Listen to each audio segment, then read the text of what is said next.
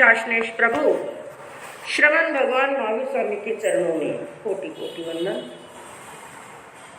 दीन दुखियों के मसीहा, करुणा के सागर, परम पूज्य गुरुदेव श्रवण सूर्य मदर केसरी श्री मिश्री मिर्च महाराज साहब के चरणों में कोटि कोटि वंदन। पाठ पर विराजमान परम श्रद्धेय, परम विदुषी, मधुर व्याख्यानी, सरल मना पूज्य गुरु जी महाराज साहब के चरणों में कोटि कोटि।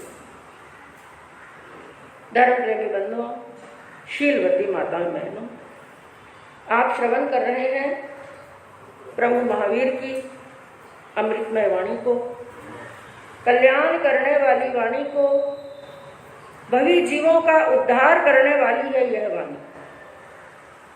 और इस वाणी के अंदर ऐसा अमृत भरा हुआ है कि जो इसका पूर्ण श्रद्धा के साथ में पान कर लेता है, इसके एक एक शब्द को अपने भीतर में उतार लेता है, वो सदा के लिए अमृत बन जाता है। अर्थात अमृत का अर्थ क्या होता है? जिसको पान करने के बाद में जो कभी मरता नहीं, यानी वो समस्त जन्म और मरण के बंधनों को काट देता है। ऐसे स्थान के ऊपर पहुंच जाता है जहां पर कभी वापिस संसार के अंदर आने की, माँ की गर्भ में आने की और संसार के अंदर जन्म लेने की आवश्यकता रहती ही, और ऐसे स्थान पर पहुंच जाता है कि जहां पर कुछ काम शेष रहता ही नहीं, क्योंकि सभी काम तो कहाँ पर है? संसार के अंदर। और जब मोक्ष में चले जाते हैं वहां पर कोई काम धंधा नहीं है, कहीं जाना नहीं और कहीं आना नहीं है, किसी से कुछ लेना नहीं है और किसी को कुछ देना नहीं है। और वहां पर आत्माएं कैसे विराजमान है? ज्योत में ज्योत विराजमान। कैसे विराजमान है? ज्योत में ज्योत।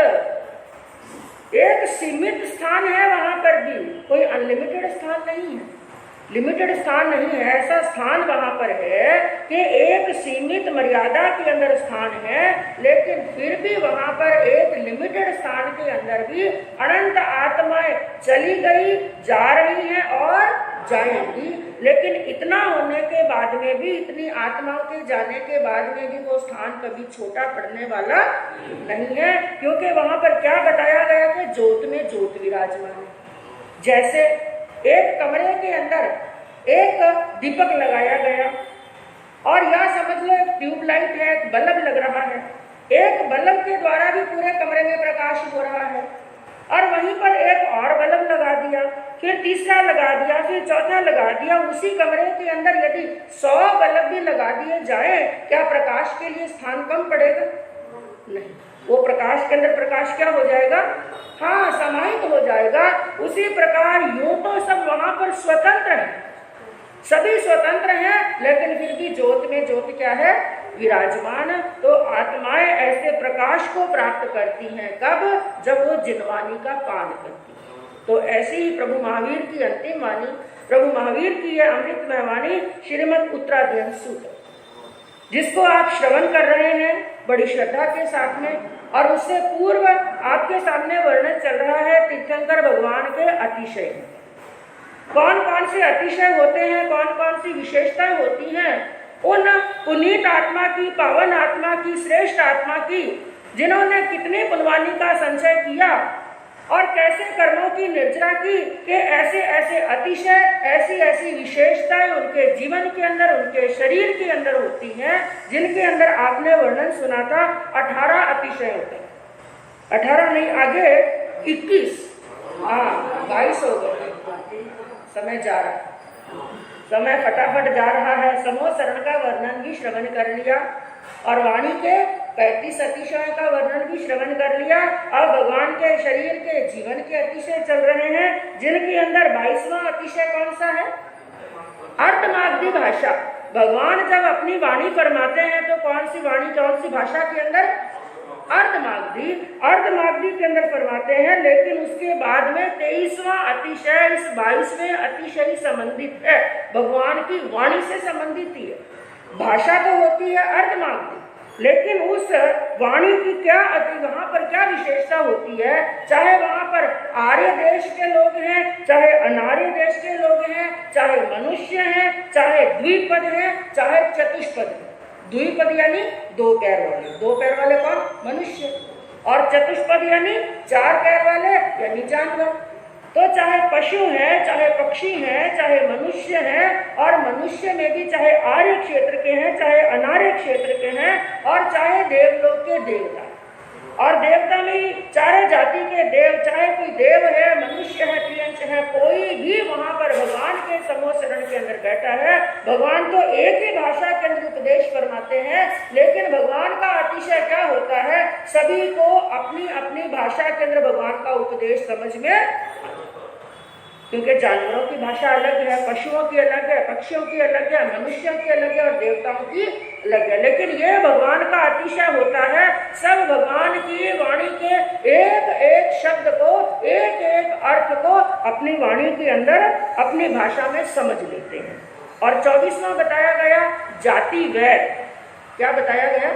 जाति वैर। समूह शरण के अंदर पहले भी आपने जब वर्णन श्रवण किया, उसके अंदर प्रसंग आया था कि जब भगवान का उपदेश श्रवण करने के लिए, भगवान के दर्शन करने के लिए जो परिषद आती है, वो मनुष्य भी आते हैं, देव भी आते हैं, और त्रियंश भी आते हैं।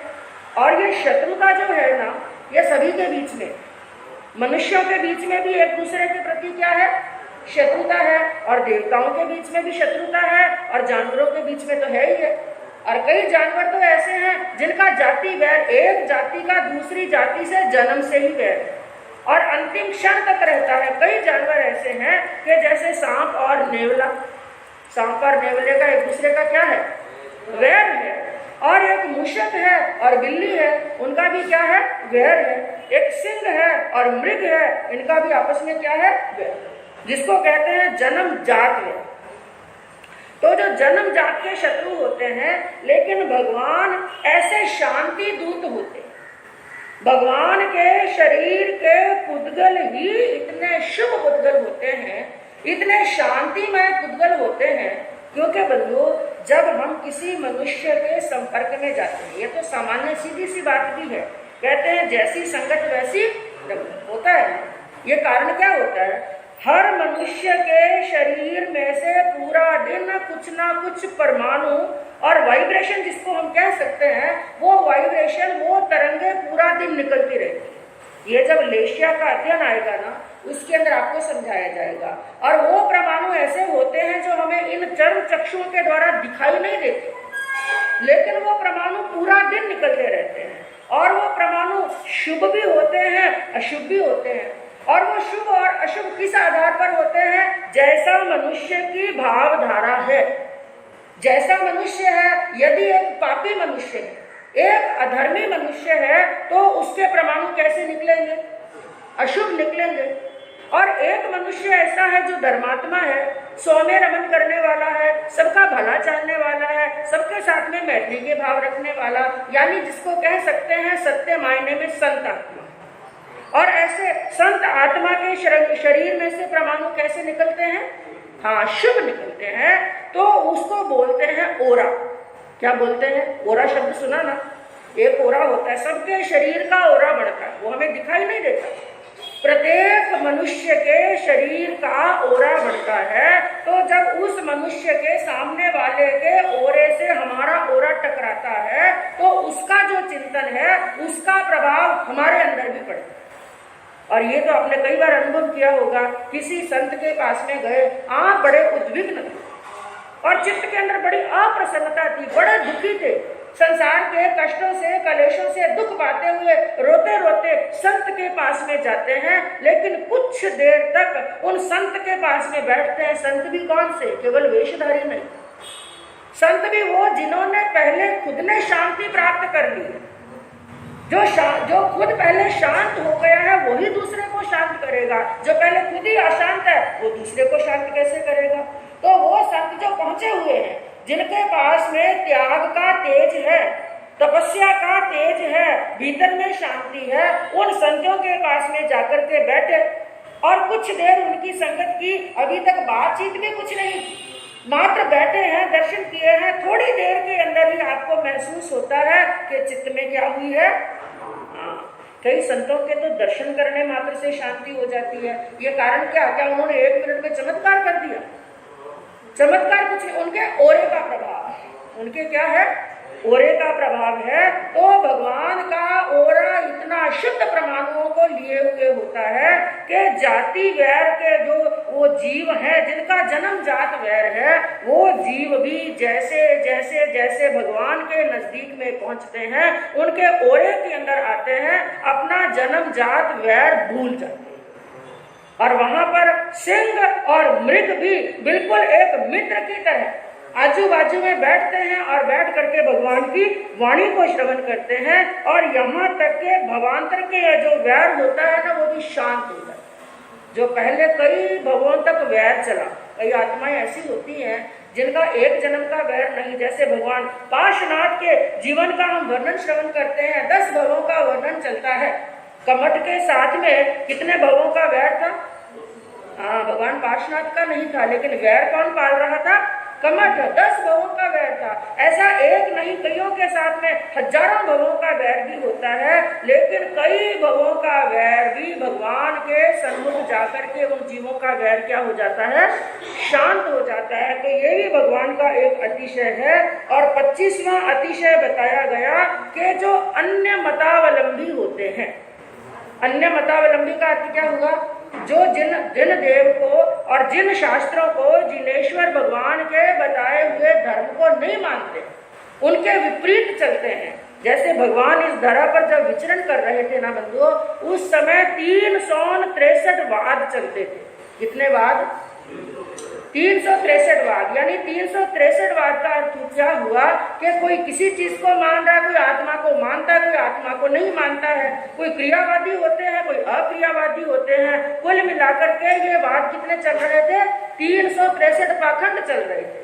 लेकिन भगवान का अतिशय क्या होता है, उनकी प्रभा कैसी होती है और प्रभा का क्या फल होता है कि जो अन्य मतावलंबी होते हैं वो भी जब भगवान के समूह शरण के अंदर आते हैं, भगवान की शरण के अंदर आते हैं, अपने मत का अभिमान खो देते हैं।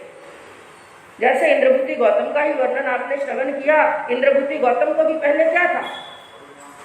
आपकी आवाज नहीं आती आज। इंद्रभूति गौतम को पूरा दृष्टांत बताया ना आपको। इंद्रभूति गौतम का तो पूरा कथानक आपको बताया गया था। वो भगवान के पास में गए, कोई उनके शिष्य बनने के लिए नहीं गए थे। वो किस लिए गए थे भगवान के पास में? हराने के लिए। वो तो भगवान को पाखंडी बता रहे थे, भगवान को धूर्त बता रहे थे। ऐसा कौन सा पाखंडी आ गया, ऐसा कौन सा कपटी और धूर्त आ गया जो दुनिया को यह कहता है कि मैं तो केवल ज्ञानी हूँ, मैं सर्वज्ञ हूँ। अरे मेरे रहते हुए, इंद्रभूति गौतम के रहते हुए कौन सर्वज्ञ दूसरा धरती पर पैदा हो गया? मैं अभी के अभी जाऊं और उस कपटी को सबके देखते हुए, सबके सामने 1 मिनट के अंदर, कुछ ही क्षणों के अंदर नहीं हरा दूं तो मेरा नाम इंद्रभूति गौतम। लेकिन जैसे जैसे समूह शरण की सीढ़ियां चढ़ते गए और भगवान के सन्मुख पहुंचे, बंधुओं, उनका अहंकार ऐसे गल गया, ऐसे घमंड उनका गल गया जैसे पानी के अंदर नमक की डली गल जाती। तो ये भगवान का एक अतिशय होता है कि जो भी ऐसे अन्य मतावलंबी जो अहंकार के साथ में, घमंड के साथ में भगवान के सन्मुख जाते हैं, उनका अभिमान अपने आप ही समाप्त हो जाता है। तो आगे अतिशय का वर्णन और कैसे चलेगा बंधुओं, सुनने से मालूम पड़ेगा। अब आगे का अध्ययन श्रीमद उत्तराध्ययन सूत्र का, जिसके अंदर क्या वर्णन आता है और आपको सुनने से मालूम पड़ेगा। पहले सब एक साथ में भजन की 2 लाइनें बोलते हैं। वीर प्रभु की अमृत वाणी, वीर प्रभु की अमृत वाणी, सुन लो और सुना लो, जीवन सफल सफल बना लो, वीर प्रभु के अंतिम वाणी,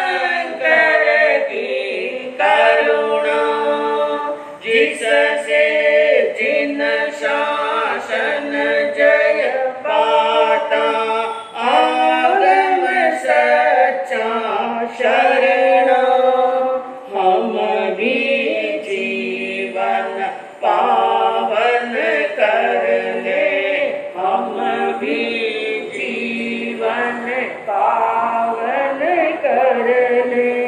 इधर उधर मत डोलो, जय जिनवाणी बोलो, जय जिनवाणी बोलो।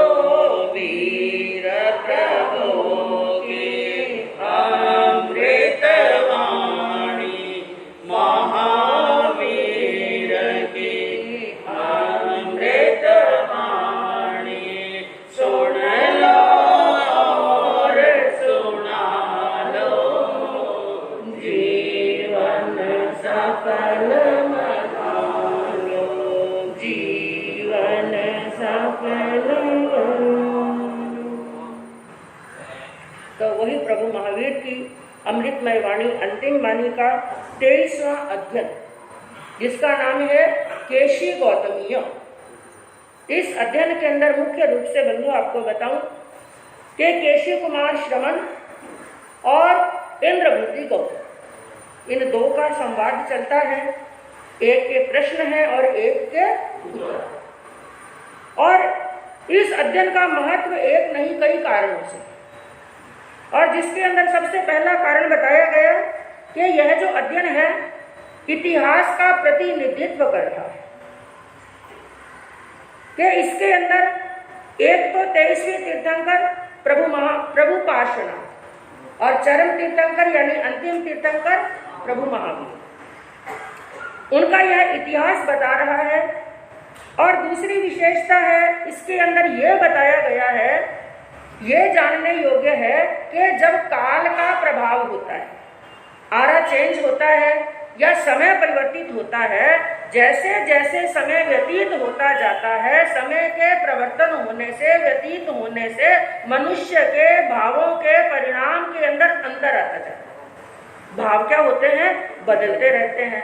और केवल मनुष्य के भीतर के भाव ही नहीं बदलते हैं, उसका आचार, उसका विचार, उसके संस्कार, उसके सोचने की ताकत, समझने की ताकत, उसके शरीर का संज्ञान, उसके शरीर का संस्थान, सब कुछ धीरे धीरे बदलता रहता है। और केवल मनुष्य ही नहीं, प्रकृति के अंदर भी अंतर आता है कि यदि अवसर्पणी काल, यह आरा जो काल जो चल रहा है, कौन सा काल चल रहा है? अवसर्पणी। एक होता है उत्सर्पणी और एक होता है अवसर्पणी। अवसर्पणी के अंदर क्या होता है? जैसे जैसे समय व्यतीत होता है, हर चीज के अंदर न्यूनता आती जाती है। अव यानी नीचे की तरफ, उत यानी ऊपर की तरफ। तो अवसर्पणी के अंदर मनुष्य के आचार, विचार, संस्कार, उसके भावों के अंदर कमी आती जाती है। और जो प्रकृति है, प्रकृति की फल और फूलों के अंदर जो रस देने की ताकत होती है, वो भी क्या होती जाती है? कम। और उत्सर्पणी के अंदर क्या होता है? हर चीज के अंदर वृद्धि होती है। तो यहाँ पर यह काल के प्रभाव से मनुष्य के भावों के परिणाम के अंदर क्या अंतर आता है, यह भी यह अध्ययन समझाता है। और तीसरी बात क्या बताई गई? एक परंपरा का दूसरी परंपरा के प्रति मन के अंदर कैसे आदर के भाव होने चाहिए, सत्कार के भाव होने चाहिए, सम्मान के भाव होने चाहिए, यह बात भी यह अध्ययन हमें समझाता है। तो उसके अंदर यह दो परंपराओं का मिलन है। एक परंपरा 23वें तीर्थंकर प्रभु पार्श्वनाथ की, और चौथी परंपरा, दूसरी परंपरा आती है भगवान महावीर के शासन, जिसके अंदर एक है केशी कुमार श्रमण। क्या नाम है? केशी कुमार श्रमण। उसके नाम के बीच में, उनके नाम के बीच में ये जो कुमार शब्द लगा ना, इसका कारण ये है, उन्होंने कुमार अवस्था के अंदर यानी बहुत छोटी उम्र के अंदर क्या ले ली थी? दीक्षा। इसलिए नाम रख दिया गया केशी कुमार श्रमण, जो भगवान पार्श्वनाथ के चतुर्थ पटधर हैं, चौथे पाठ पर विराजे हुए। क्योंकि जैसे भगवान महावीर स्वामी मोक्ष पधारे, भगवान के मोक्ष पधारने के बाद में पाठ पर कौन बैठे? सुधर्मा स्वामी। और सुधर्मा स्वामी के बाद में जम्बू स्वामी, और जम्बू स्वामी के बाद में प्रभव स्वामी, यानी एक के बाद एक। और भगवान महावीर के 27 पटधरों का वर्णन है। तो भगवान के तो 27 पटधर हुए। और उसी प्रकार जो पार्श्वनाथ भगवान के पटधर हुए, जिनके अंदर चौथे पटधर आते हैं केशी कुमार श्रमण, और उनका जब मिलन होता है, दूसरा वर्णन आया उनके साथ में भगवान महावीर के जो 11 गणधर हुए, उनमें सबसे प्रथम गणधर इंद्रभूति गौतम। इन दोनों का आपस में मिलन हुआ। क्योंकि कारण क्या बंधुओं, एक तो 23वें तीर्थंकर और 24वें तीर्थंकर के साधुओं का मिलने का कारण एक तो क्या है कि इन दोनों तीर्थंकरों के बीच में समय की अवधि बहुत कम थी। भगवान पार्श्वनाथ मोक्ष पधारे और भगवान महावीर स्वामी विचरण कर रहे थे, वो समय की अवधि क्या थी? कम, मात्र 250 साल का ही फर्क है। इसलिए पार्श्वनाथ भगवान के शिष्य भी धरती पर विचरण कर रहे थे, तब तक अंतिम तीर्थंकर का जन्म भी हो गया, केवल ज्ञान भी हो गया, और वो भी धरती पर विचरण कर रहे थे। और केशी कुमार श्रमण जो 3 ज्ञान के धारी है। कितने ज्ञान के? मति ज्ञान, श्रुति ज्ञान और अवधि ज्ञान। और जो इंद्रभूति गौतम है, उनको कितने ज्ञान है? 4 ज्ञान है। चौथा कौन सा हो गया? मन प्रयोग। 4 ज्ञान है और 14 पूर्व के धारी है।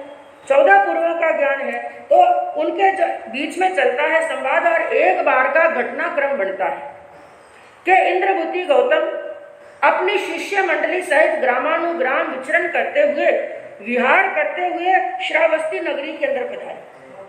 और इधर केशी कुमार श्रवण भी अपनी शिष्य मंडली सहित अपने मुनियों के साथ में विहार करते हुए वो भी श्रावस्ती नगरी के अंदर पधारे। लेकिन रुकने का स्थान अलग अलग, एक ही नगर के अंदर एक गांव में पधारे, लेकिन अलग अलग स्थान में रुके। जो केशी कुमार श्रवण थे वो तिंदुक उद्यान में रुके। कहाँ पर रुके? तिंदुक उद्यान में रुके। और गौतम स्वामी कोष्टक उद्यान के, क्योंकि ये वर्णन तो आपने कई बार सुना कि जो भी संत महाराज पधारते पुराने जमाने के अंदर कहाँ पर रुकते थे? बगीचे में, वन में, उपवन में रुकते थे। तो एक रुके तिंदुक उद्यान के अंदर और एक रुके कोष्टक उद्यान में। तो एक बार का प्रसंग हुआ जब वहां श्रावस्ती नगरी के अंदर ही दोनों रुके हुए थे। इधर इंद्रभूति गौतम स्वामी के शिष्य और केशी कुमार श्रवण के शिष्य गोचरी लेने के लिए, और गोचरी लेने के लिए गए। योगानुयोग देखिए, एक स्थान पर उनका आमना सामना हो गया, मिल गए।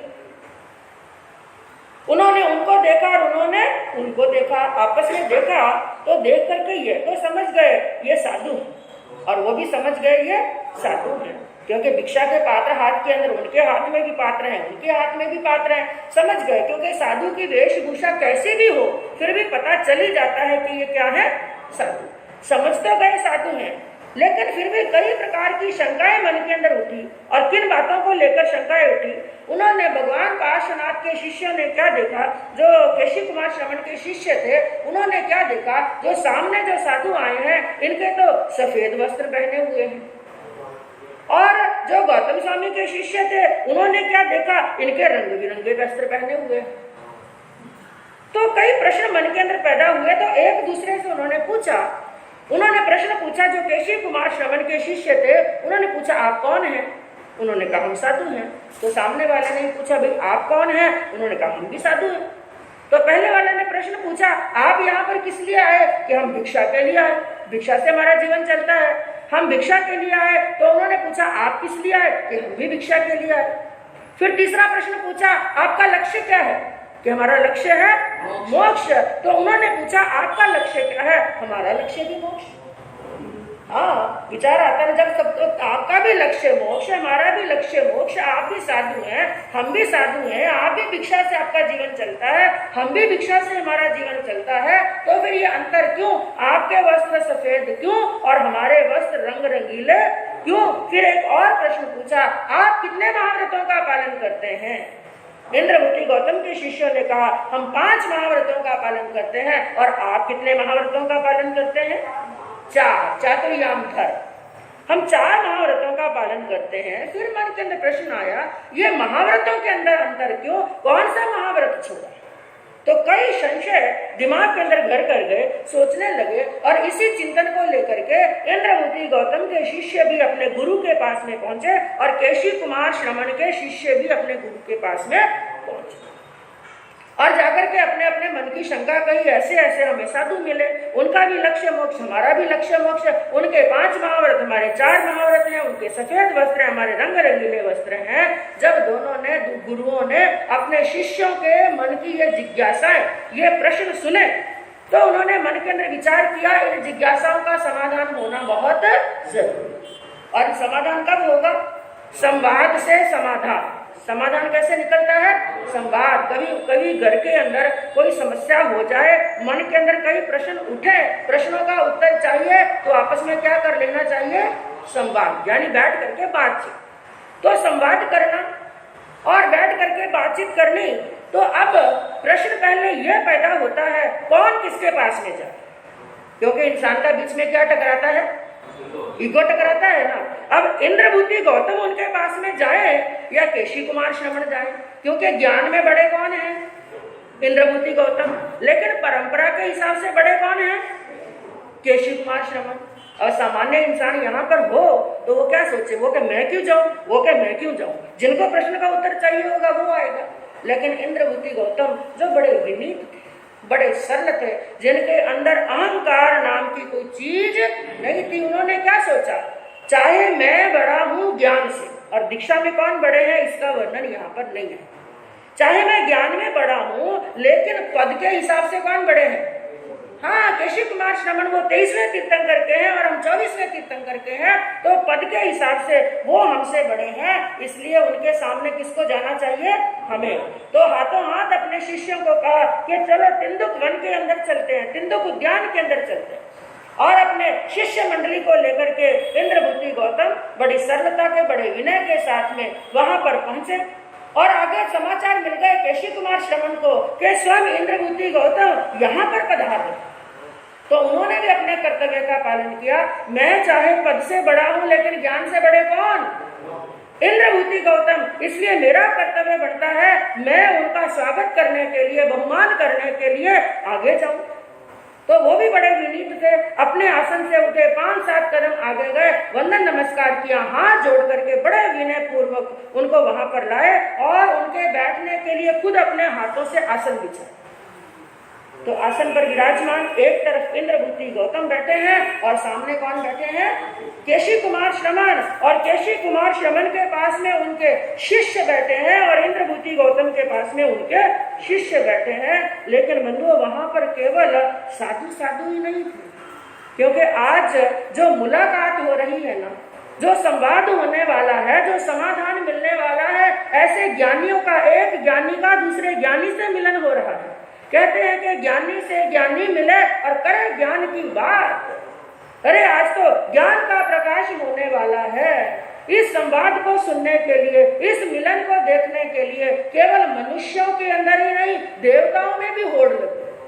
हम भी चलते हैं और ऐसा अवसर वापस बार बार मिलने वाला नहीं है। आज तो वो श्रावस्ती नगरी साक्षात समोसरण का रूप लेने वाली है। ऐसे ऐसे ज्ञानी वहां पर विराजमान हैं। तो बंधुओं, वहां पर साधु तो थे, जो थे श्रावक और श्राविका भी आए, और साथ में अन्य ग्रस्त भी आए, सामान्य जन जिन्होंने श्रावकपन अंगीकार नहीं किया, जो अन्य जाति के लोग हैं, 36 कौम के लोग हैं, उनको भी समाचार मिले। वो पूरी परिषद वहां पर नदी के पूर की तरह आने लगी। वहां पर कई ग्रस्त भी आए और वर्णन आया कई पशु भी आए, और आगे वर्णन आया देवलोक के देवता, जिनके अंदर बताया कि दानव, गंधर्व, यक्ष, राक्षस, किन्नर, किन्पुरुष, भूत आदि जो वयंतर देव हैं, कितने ही प्रकार के देवी देवता भी वहां पर उनका संवाद सुनने के लिए और उनकी ऐसा मिलन देखने के लिए वहां पर लोग जय जयकार हो रही है।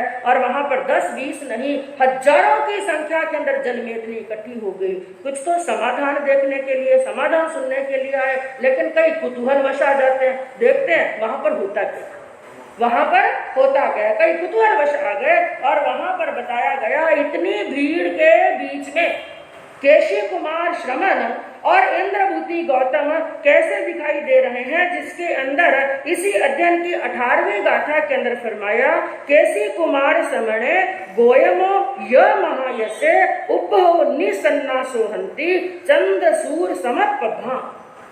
कि इतनी बड़ी जनमेदनी के अंदर केशी कुमार श्रमण और महायशस्वी इंद्रभूति गौतम दोनों बैठे हुए इस प्रकार दिखाई दे रहे हैं कि लाखों तारों के समूह के बीच में एक तो है सूर्य के समान और एक है चंद्रमा के समान। ना वो उनसे कम है ना वो उनसे कम है, एक सूर्य के समान और चंद्र के समान सुशोभित दिखाई दे रहे हैं। तो वहां पर पूरी जनमेदनी अब उतावल के अंदर है, कौन सा प्रश्न आएगा और कौन सा उत्तर। अब प्रश्न होंगे बंधुओं केशी कुमार श्रमण के और उत्तर किसके होंगे? इंद्रभूति गौतम के। यदि नींद लोगे तो एक भी समझ में नहीं, एक भी समझ में नहीं आएगा, क्योंकि वहां पर कोई नींद नहीं ले रहा था। हाँ, ये प्रश्न उत्तर उनके ही है, हम तो केवल कहने वाले हैं।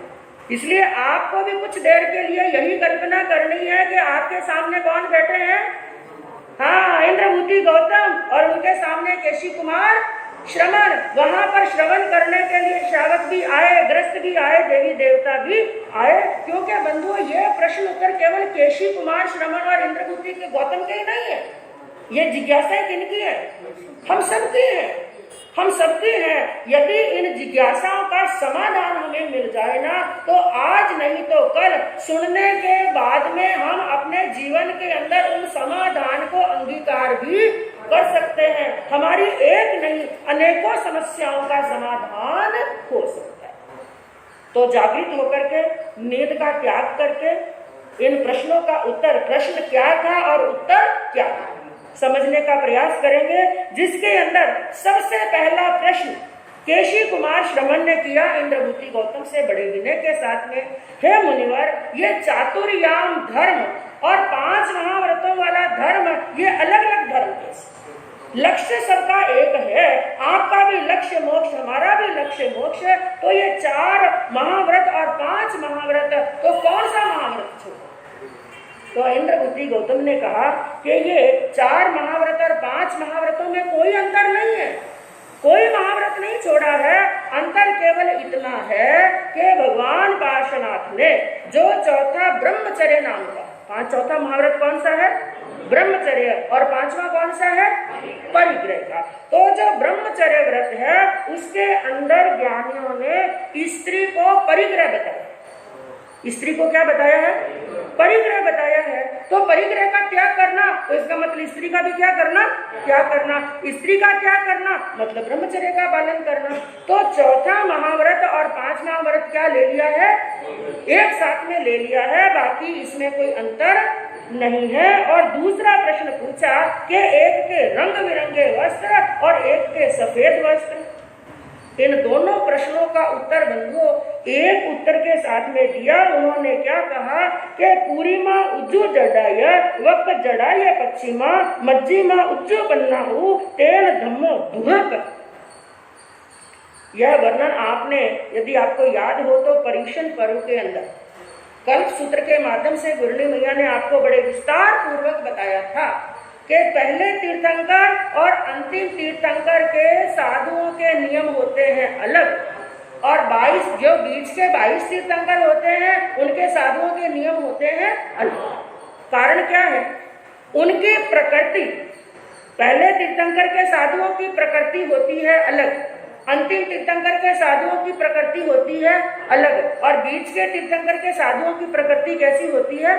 अलग। जैसे जो पहले तीर्थंकर भगवान ऋषभ देव के समय के अंदर, और ये नियम केवल इस अवसर्पणी काल के अंदर ही नहीं है, हाँ ये शाश्वत नियम है, हमेशा के लिए ये नियम है। जो पहले तीर्थंकर के साधु होते हैं वो कैसे होते हैं? जड़ होते हैं लेकिन सरल होते हैं। कैसे होते हैं? हाँ, जड़ और सरल। जड़ होते हैं यानी बुद्धि उनकी बड़ी जड़ होती है, जल्दी जल्दी बात समझ में नहीं आती है उनको, जड़ बुद्धि होती है, लेकिन होते हैं बड़े सरल। जिसके अंदर एक बड़ा ही सुंदर दृष्टांत दिया था गुरली मैया। एक साधु जी गोचरी लेने के लिए गए और बाकी गोचरी तो मिली नहीं, उनको बड़े मिले थे। क्या मिले थे? बड़े। और कितने बड़े मिले थे? पूरे 32। हाँ, ये तो याद है, खाने की चीज है ना। हाँ, पूरे 32 बड़े मिले थे। शिष्य को भूख लगी हुई थी, गोचरी घूमते घूमते, गोचरी लेने के लिए घूमते घूमते थक चुके थे, जोरदार भूख लगी, और फिर सुगंध आ रही थी बड़ों में से, और बड़े गरम गरम थे। और बड़े का स्वभाव क्या होता है? हाँ, गरम गरम खा लो तो अच्छा, ठंडा होने के बाद में बड़ा अच्छा नहीं लगता। तो शिष्य ने क्या सोचा, तो क्या मैं वहां पर जाता हूँ, जब भी गोचरी लेकर के जाता हूँ तो गुरुदेव क्या करते हैं, पहले गोचरी देखते हैं, आधी खुद लेते हैं और आधी, क्योंकि 2 जने ही थे, हमारी तरह 2 जने ही थे। हाँ, तो वहां पर जाऊंगा, गुरुदेव इनमें से आधे खुद लेंगे, आधे मुझे देंगे, फिर मेरे हिस्से के मैं तो क्यों ठंडे करूं। इसलिए यथास्थान एक अच्छा स्थान देकर वहां बैठ गए और अपने हिस्से के आधे बड़े। फिर थोड़ा आगे गए, फिर यही सोचा गुरुदेव इसमें से पांति करेंगे, आधे खुद लेंगे, आधे मुझे देंगे, फिर 8 खा गए। फिर और आगे गए, फिर यही बात सोची, 4 खुद खाएंगे, 4 मुझे देंगे, तो 4 खा गए, फिर 2 खा गए, फिर 1 खा गए, पीछे कितने बड़े बचे, एक बड़ा लेकर गुरु के सामने गए और पात्र रखे, और पात्र में एक बड़ा देख करके गुरु के मन में विचार आया। उन्होंने पूछा, शिष्य ऐसी कौन सी दानदाता बहन मिली जिसने तुम्हें केवल एक ही बड़ा बहरा है। लेकिन उनकी सरलता देखिए, छिपाया नहीं, कपट कुछ भी नहीं, कपट नहीं था। उन्होंने कहा नहीं गुरुदेव, एक बड़ा नहीं, बहन तो बड़ी दानदाता थी, बड़ी अच्छी थी बहन, उसने एक बड़ा नहीं बहराया। कितने बहराए, पूरे 32। अरे 32 बहराए थे, फिर गए कहाँ पर, कोई कपूर की गोली थोड़ी है, बड़े कहाँ पर गए। और वहां से लगाकर ठेठ यहाँ तक जो घटनाक्रम बना उन्होंने पूरा कह सुना, इतने सरल। पहले मैंने 16 खाए, फिर 8 खाए, फिर 4 खाए, फिर 2 खाए, फिर 1। यह दृश्य सुना तो गुरु को हंसी आ गई और गुरु ने कहा, शिष्य आज दिन तक हम जो भी चीज खाते हैं पास में बैठ बैठ करके खाते हैं, कभी अकेले नहीं खाते, लेकिन मुझे ये समझ में नहीं आया तुम्हें मेरे बिना अकेले को 31 बड़े गले कैसे उतर गए। जो बड़ा पड़ा था ना उसके मुंह में डाला, थोड़ा चबाया, टेस्ट लिया, ऐसे उतर गए, ऐसे उतर गए। तो ये थी उनकी जड़ता भी थी और सरलता। जड़ता इस बात से, जब एक बार हिस्सा हो गया तो फिर दूसरी बार थोड़ी ना होगा, ये तो उनकी जड़ता थी। और सरलता ये थी, इतना खाने के बाद में कुछ छिपाया कुछ भी। तो पहले तीर्थंकर के साधु सरल होते हैं लेकिन जड़ होते हैं, यानी धर्म को उनके लिए जानना बड़ा कठिन होता है। जल्दी जल्दी धर्म के स्वरूप को समझ नहीं आता उनको। और जो बीच के 22 तीर्थंकरों के साधु होते हैं वो सरल भी होते हैं, प्राज्ञ भी होते हैं। प्राज्ञ यानी बुद्धि बड़ी तीव्र होती है, थोड़ा सा इशारा करते हैं, जैसे कहावत है ना कि समझदार को तो इशारा ही काफी। तो छोटी सी बात है कि इशारा करते हैं और समझ जाते हैं। जो अंतिम तीर्थंकर के साधु होते हैं वो वक्र हुए होते हैं और जड़ भी होते हैं। पहली बात तो जल्दी जल्दी समझते नहीं, और समझने के बाद में धर्म का पालन भी उनके लिए क्या हो जाता है, कठिन हो जाता है, धर्म का पालन भी नहीं कर पाते हैं। इस कारण से नियमों में अंतर है। और रही बात ये वस्त्रों की, बात किसकी चल रही थी, वस्त्रों की। उन्होंने क्या कहा, ये वस्त्र तो मात्र एक साधन है, वस्त्रों से कोई मुक्ति नहीं मिलती है, ना ही कोई रंग बिरंगे वस्त्र मुक्ति दे सकते हैं और ना ही सफेद वस्त्र मुक्ति दे सकते हैं, ना ही कोई दिगंबर रह करके मुक्ति को प्राप्त कर सकता है। वस्त्र तो केवल एक लोक प्रतीति के लिए, लोक व्यवहार के लिए होते हैं। ध्यान रखना, ये वस्त्र किसके लिए बताए, एक तो लोक व्यवहार के लिए, और दूसरा लोगों की साधु के प्रति श्रद्धा रखना, लोगों की साधु के प्रति क्या रहे, श्रद्धा रहे। और दूसरा खुद साधु के लिए भी, साधु के लिए भी ये वस्त्र किस लिए जरूरी है, यदि उसका मन कभी विचलित हो जाए, संयम से मन क्या हो जाए, हो सकता है कई घटनाएं ऐसी घटती हैं, और वो कोई कुकृत्य करने के लिए जाए तो उसकी जब दृष्टि अपने वस्त्रों पर पड़ती है ना तो उसे क्या समझ में आता है, नहीं मुझे ऐसा नहीं करना, मैंने कौन सा वेश पहना, हाँ मैंने साधु का वेश पहना है, तो ये साधु का वेश भी उसे इस मार्ग से डिगने में उसको रोकता है। वो इस मार्ग पर जाता नहीं है, ऐसे कुकृत्य के मार्ग पर नहीं जाता है। बाकी इन वस्त्रों से कोई मोक्ष मिलने वाला नहीं है। ये प्रकृति अलग अलग होने के कारण से बाकी वस्त्र अलग अलग हैं, बाकी और अलग होने का कोई कारण। ऐसा समाधान सुनकर के केशी कुमार श्रमण बड़े प्रसन्न हुए। उन्होंने कहा, धन्य आपकी प्रज्ञा और आपके ज्ञान को बार बार मैं धन्य धन्य कहता हूँ। तो कहा कि हे मुनिवर, मेरा एक और प्रश्न है, उसका भी समाधान दे दीजिए। तो इंद्रभूति गौतम ने कहा, पूछिए केशी कुमार श्रमण, कौन सा है आपका प्रश्न। तो उन्होंने तीसरा प्रश्न क्या रखा, उन्होंने कहा, हे गौतम, आपके सन्मुख हजारों शत्रु खड़े थे, आपके सन्मुख हजारों शत्रु खड़े हैं, आप पर प्रहार करने के लिए, आपको जीतने के लिए आपने उन हजारों शत्रुओं के ऊपर विजय कैसे प्राप्त की? तो इंद्रभूति गौतम ने क्या कहा कि हे मुनिवर, पहले मैंने एक को जीता। पहले मैंने कितनों को जीता? एक को जीता। एक को जीतने के बाद में 4 को जीता और 5 को जीता और 5 को जीतने के बाद में मैंने 10 को जीता। और जब मैंने 10 जीत लिए, 10 को जीतने के बाद में हजारों हो, चाहे लाखों हो, चाहे करोड़ों हो और चाहे पूरा संसार के अंदर ही हमारे शत्रु हो, 10 को जीत लेने के बाद में सबको जीत लिया जाता है। तो इसी प्रश्न का वापिस प्रति प्रश्न किया केशी कुमार श्रमण ने। उन्होंने क्या कहा, ये शत्रु कौन और वो एक कौन? क्या बात कही? वो शत्रु कौन और वो एक कौन, वो 5 कौन और वो 10 कौन? तो इंद्रभूति गौतम ने बड़ा ही सुंदर उत्तर दिया। उन्होंने कहा, हे मुनिवर, हमारी नहीं जीती हुई आत्मा ही हमारी शत्रु है। क्या उत्तर दिया? हम किसको जीतने में लगे हुए? दुनिया को। लेकिन हमने खुद को तो जीता ही नहीं, हम दुनिया को जीतने में लगे हुए हैं। एक मनुष्य वो है जो स्वयं पर काम कर रहा है, एक मनुष्य वो है जिसने आत्मा को जीत लिया है, केवल एक को जीत लिया है, और एक मनुष्य वो है जिसने पूरी दुनिया को जीत लिया है। लेकिन असली जीत किसकी है? जिसने आत्मा को जीत लिया। तो उन्होंने कहा, हे मुनिवर, ना जीती हुई अकेली आत्मा ही हमारी सबसे बड़ी शत्रु है। इसलिए सबसे पहले मैंने किसको जीता? आत्मा को। एक को जीत लेने के बाद में 5 को जीत लिया जाता है। 5 कौन से? एक तो हो गई आत्मा और बाकी के 4 कौन से हुए? क्रोध, मान, माया और लोभ।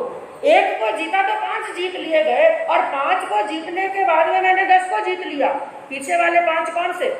5 इंद्रियां। अब आप सोचो, आत्मा यानी मन, आत्मा को जीत लिया, क्रोध, मान, माया, लोभ को जीत लिया, 5 इंद्रियों को जीत लिया और 10 को जीत लेने के बाद में पीछे कुछ बचा ही नहीं। जैसे एक युद्ध क्षेत्र के अंदर सेना चाहे हजारों, लाखों और करोड़ों की सेना ही क्यों ना हो, लेकिन सबसे आगे कौन होता है?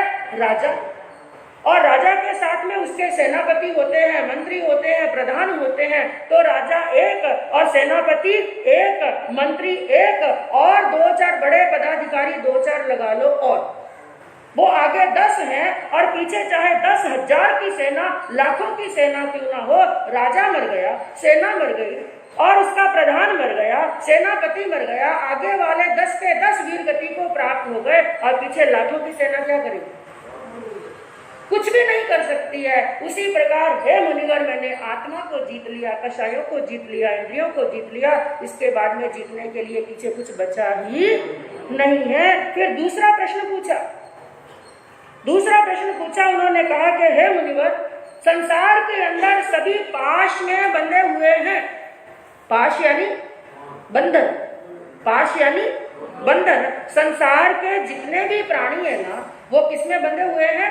पाश में, बंधन में बंधे हुए हैं। लेकिन मुझे आप ये बताओ, आप इस बंधन से रहित कैसे? उन्होंने क्या कहा, मैंने बड़ी नीति से, बड़े न्याय के साथ में, बड़ी नीति के बड़े व्यवहार के साथ में उन सभी पाशों को भेद डाला है, सभी पाशों को मैंने काट डाला है और सभी पाशों से मैं स्वतंत्र हो गया हूँ। तो वापिस प्रति प्रश्न किया, तो हे मुनिवर, अब ये भी बता दीजिए, वो पाश कौन सा है, वो बंधन कौन सा है? इसका उत्तर इंद्रभूति गौतम ने क्या दिया? नेह पाशा भयंकर। हे मुनिवर, वो पाश कौन सा है? नेह का, स्नेह का, प्रेम का, प्यार का, राग का और आसक्ति का। ये नेह के जो पाश होते हैं ना, संसार के अंदर मनुष्य जो बंधा हुआ है, ये किसके कारण से बंधा हुआ है? आपका भी घर नहीं छूट रहा है। क्या नहीं छूट रहा है? घर नहीं। केवल भावना तो आती है, घर बार छोड़ दे और बाबूजी बन दे, लेकिन घर छूटता नहीं है। किस कारण से? बंधे हुए हैं। और किससे बंधे हुए हैं? मोह से। ये भी राजा है। जैसे वो राजा मरा, युद्ध क्षेत्र के अंदर राजा मरा, बाकी प्रजा कुछ नहीं कर सकती है। उसी प्रकार हमारे कर्मों का राजा भी कौन है? मोह है। बस एक मर गया ना, तो 3 जो घाती कर्म है वो तो अपने आप ही टूट जाएंगे, बाकी पीछे 4 कर्म बचे अघाती, वो समय आएगा आयुष पूर्ण होगा तो अपने आप टूट जाएंगे। तो मारना किसको मुश्किल है? मोह को। मोह कर्मों का राजा है। तो कहा हे मुनिवर, इस नेह के पाश बड़े भयंकर होते हैं, लेकिन मैंने नेह के पाश को तोड़ दिया और मैं क्या हो गया हूँ? स्वतंत्र हो गया हूँ। और पांचवा प्रश्न उन्होंने क्या पूछा? बोला कि हे मुनिवर, हमारे हृदय के भीतर एक लता। क्या कहा? हमारे हृदय के भीतर यानी हमारे भीतर के अंदर एक लता है और जो विष फल के समान है, यानी उसके फल कैसे लगते हैं? बड़े विषैले, सुंदर बड़ी है, दिखने में बड़ी सुंदर दिखाई देती है, लेकिन वो विष फल जैसी वो एक लता हमारे भीतर में रहती है। हे मुनिवर, आपने उस विष फल वाली लता का उन्मूलन कैसे किया? उन्मूलन यानी उसको उखाड़ करके कैसे फेंका है? तो उन्होंने क्या कहा कि मैंने उस लता को उखाड़ करके फेंक दिया। तो वो लता कौन सी? क्या कहा? वो लता कौन सी है? तो उन्होंने क्या, इंद्रभूति गौतम ने क्या उत्तर दिया? सांसारिक लालसाओं की लता। किसकी लता है? सांसारिक लालसा यानी सामान्य भाषा के अंदर कहें तृष्णा की। कौन सी लता है? तृष्णा की लता है। और ज्ञानियों ने तृष्णा की इस लता को, लोभ की इस लता यानी बेल, लोभ की लता को अमर बेल के समान कहा। किसके समान? अमर बेल। कभी नाम सुना अमर बेल का? सुना, देखी भी होगी। जंगल के अंदर जाते हैं ना, हाँ, आम सामान्य भी दिखने में आता है। एक बड़ा हटा कटा बड़ा मजबूत वृक्ष है, कई वर्षों से है वो, कई सैकड़ों वर्ष हो गए, बड़ा हरा भरा है, फल फूल भी उसके ऊपर लगे हुए हैं, सदा हरा भरा रहता है। लेकिन एक बेल ऐसी होती है, वो बेल यदि उस वृक्ष के ऊपर लग जाए, चढ़ जाए, उस वृक्ष के ऊपर चढ़ जाए, धीरे धीरे वृद्धि को प्राप्त करती है। और वो वृद्धि को, खुद तो वृद्धि को प्राप्त कर रही है, लेकिन जैसे जैसे जैसे वो वृद्धि को प्राप्त करती रहती है, पूरे वृक्ष के ऊपर छा जाती है। एक दिन वो आता है, खुद तो वो हरी भरी हो जाती है, लेकिन वृक्ष सूख करके ठूंठ हो जाता है। कारण क्या है?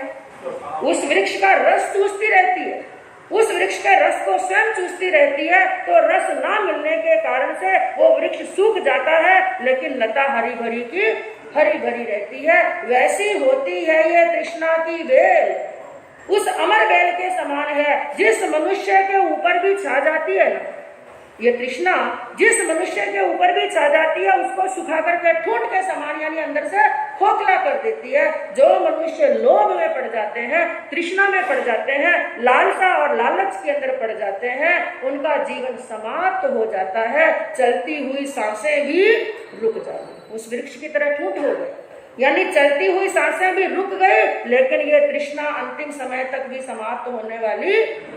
संसारिक लालसा ऐसी होती है, मनुष्य क्या सोचता है, बस मेरा ये काम हो जाए फिर मैं शांति से बैठूंगा, मेरा ये काम हो जाए फिर भगवान का भजन करूंगा। ना कभी काम पूरे होते हैं, ना भगवान का भजन कर पाता है। काम तो पूरे नहीं होते हैं, वो खुद पूरा हो जाता है, खुद पूरा हो जाता है। तो इंद्रभूति गौतम ने कहा ये अमर बेल है, लेकिन मैंने अमर बेल का संतोष के द्वारा उसका मैंने उन्मूलन कर दिया है, जड़ से मैंने काट दिया है। तो अगला प्रश्न उन्होंने क्या कहा कि मनुष्य के शरीर के अंदर प्रचंड अग्नियां जल रही हैं। क्या कर रही हैं? प्रचंड अग्नियां जल रही हैं। हे मुनिवर, हे इंद्रभूति गौतम, आपने उन प्रचंड अग्नियों को बुझाया कैसे? इसका उत्तर इंद्रभूति गौतम ने क्या कहा कि मैंने महामेघ से जल प्राप्त किया। क्या बात कही? महामेघ से मैंने जल प्राप्त किया, वो जल से मैंने अग्नियों का सिंचन किया, अग्नियों के अंदर डाल दी, तो अग्नियां क्या हो गई? बुझ गई। तो फिर वापस प्रति प्रश्न किया, तो मुनिवर आप मुझे ये बताएं, ये प्रचंड अग्नियां हैं कौन सी? अग्नियां भीतर में जल रही हैं, ये अग्नियां कौन सी हैं? उन्होंने कहा कषाय की अग्नि, क्रोध की, मान की, माया की और लोभ की, ये कषाय की अग्नियां भीतर में जल रही हैं। तो उन्होंने कहा, आपने कहा मैंने महामेघ से जल प्राप्त किया, जल का सिंचन किया, तो मुनिवर वो जल कौन सा? तो जल के लिए क्या कहा? श्रुत, शील और तप। कौन सा जल लिया?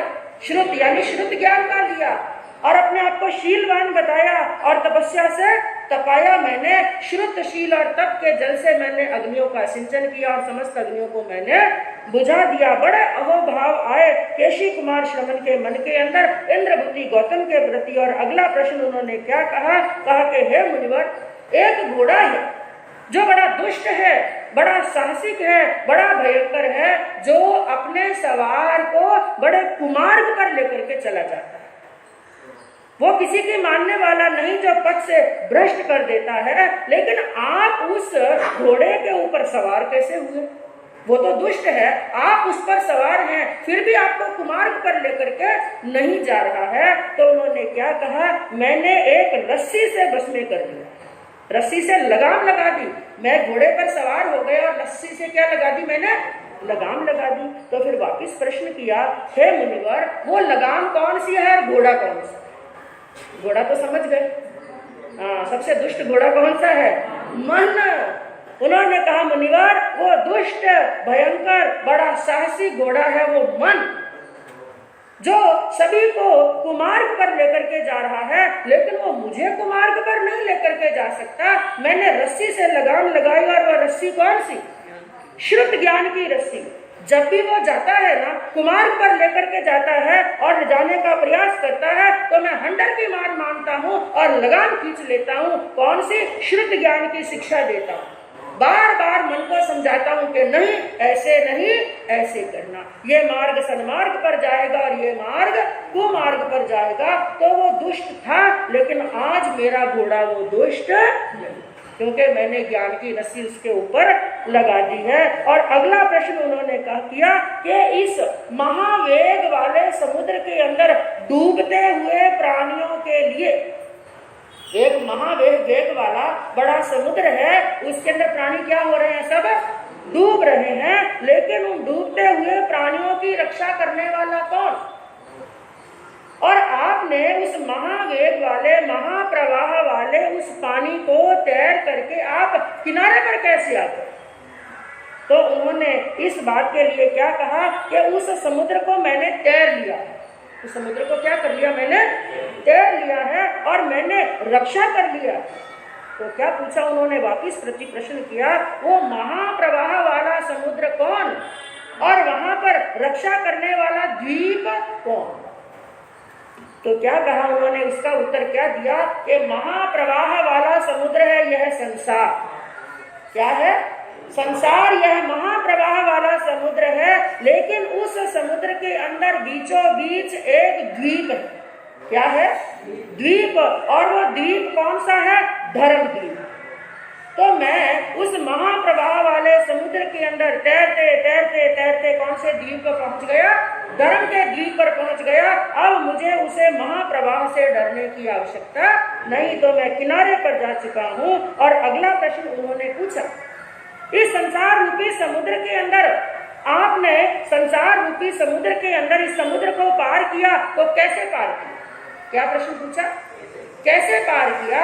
उन्होंने कहा कि मैंने संसार रूपी समुद्र को नौका में बैठ करके पार किया। कैसे किया? नौका में बैठ करके पार किया। तो फिर प्रश्न पूछा, मुनिवर, वो नौका कौन सी? नौका में बैठ करके पार किया है, तो वो नौका कौन सी है? तो इसका उत्तर क्या दिया है मुनिवर? वो नौका है हमारा शरीर। वो नौका कौन है? नौका है, संसार है, समुद्र के समान शरीर है, नौका के समान। और नाविक कौन? मेरी जीवात्मा। मेरी जीवात्मा बन गई थी नाविक, और मेरा शरीर बनाया मैंने नौका, और मैंने संसार समुद्र को पार कर लिया है। और फिर अगला प्रश्न उन्होंने पूछा, इस संसार के अंदर जो प्रगाढ़ अंधकार फैला हुआ है, संसार के अंदर चारों तरफ क्या फैला हुआ है? हाँ, लेकिन आप लोग क्या सोचेंगे, हम तो प्रकाश में बैठे हैं। हाँ, खूब प्रकाश है, कहाँ पर अंधकार है? लेकिन ये प्रकाश कौन सा? द्रव्य प्रकाश। ये द्रव्य प्रकाश है। यहाँ पर जो अंधकार और प्रकाश की बात हो रही है, भाव अंधकार और भाव प्रकाश की, यानी भीतर में अज्ञान का अंधकार भरा हुआ है। तो प्रश्न पूछा, जो प्राणी प्रगाढ़ अंधकार के अंदर भटक रहे हैं, इनका अंधकार दूर करने वाला